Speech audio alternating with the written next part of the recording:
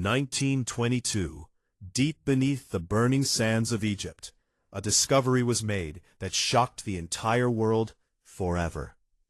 British archaeologist Howard Carter had spent years searching the Valley of the Kings for a lost tomb that many believed no longer existed.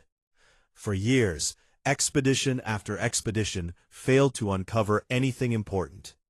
Many people believed the valley had already revealed all of its secrets. But Carter refused to give up. Supported by Lord Carnarvon, the wealthy aristocrat funding the expedition, Carter continued searching beneath the endless Egyptian desert while time slowly ran out. Some believed the entire mission was becoming a waste of money. Then, everything changed. One morning, workers discovered a hidden stone step buried beneath the sand.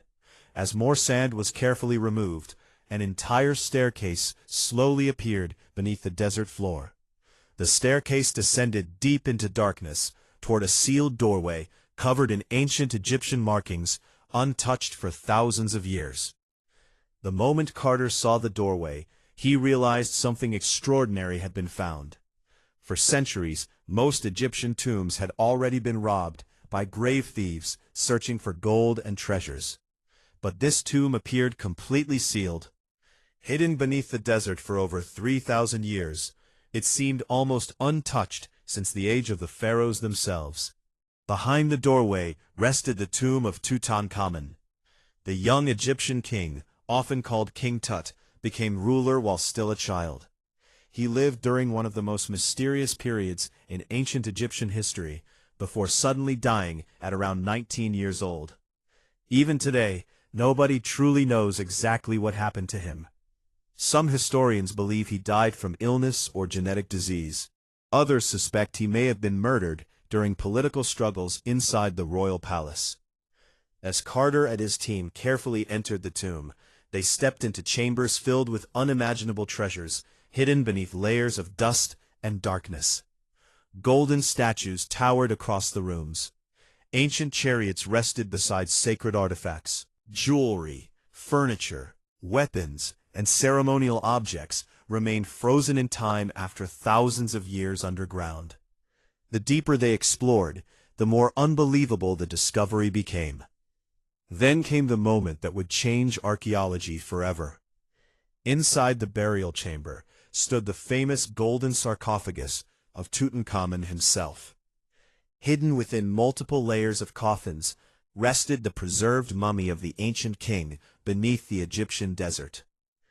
The discovery immediately became one of the greatest archaeological finds in human history.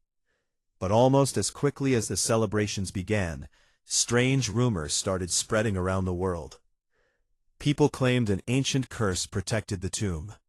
According to legends, anyone who disturbed the resting place of the young pharaoh would suffer terrible consequences. Newspapers across Europe and America began publishing dramatic stories about mysterious warnings supposedly found near the entrance of the tomb. One message became especially famous.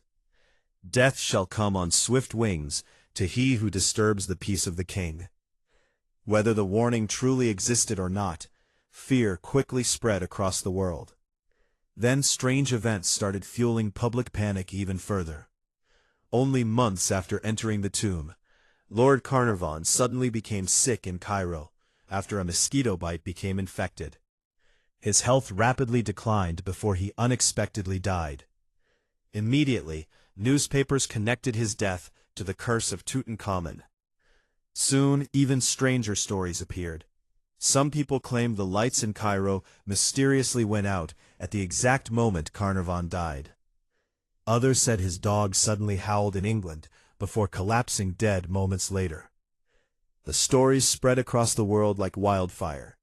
As years passed, more deaths connected to the excavation began fueling the legend. Journalists transformed the story into one of the most famous curses in modern history.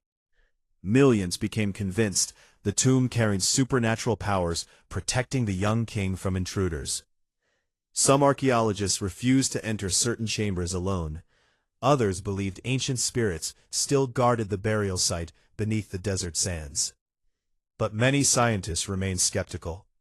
Some argued the deaths were simply coincidences exaggerated by newspapers searching for dramatic headlines. Others suggested toxic mold, ancient bacteria, or dangerous air trapped inside the sealed tomb may have caused illnesses among people entering the chambers after thousands of years.